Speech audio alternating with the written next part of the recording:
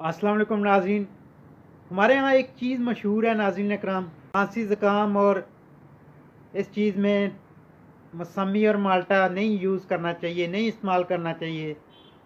तो नाज़रीन करام, बात सोचने की है। और भी कुछ चीज़ें मशहूर हैं, जैसे कि गर्मी आती है तो कहते हैं मछली नहीं खानी, गर्म होती है, या केला नहीं खाना, रेशा पैदा कर देगा। तो नाज़रीन करام, बात सोचने की है कि अगर माल्टे और मौसमी इतने नुकसानदेह होते तो अल्लाह पाक इसको सर्दियों में क्यों पैदा करता। तो बात यहीं पे सोच ख़त्म हो जाती है कि ये एक अच्छा कंसेप्ट नहीं है हम लोगों का, कि हम जो जिस चीज़ के ख़िलाफ़ सोचते हैं कि ये इस्तेमाल नहीं करनी चाहिए, ऐसे नहीं करना चाहिए, वैसे नहीं करना चाहिए, तो जो होता है अल्लाह की तरफ से होता है।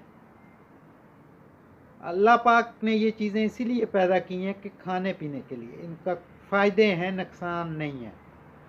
तो नाज़रीन कराम, अब तक के लिए इतना ही। अल्लाह हाफ़िज़, दुआ में याद रखिएगा।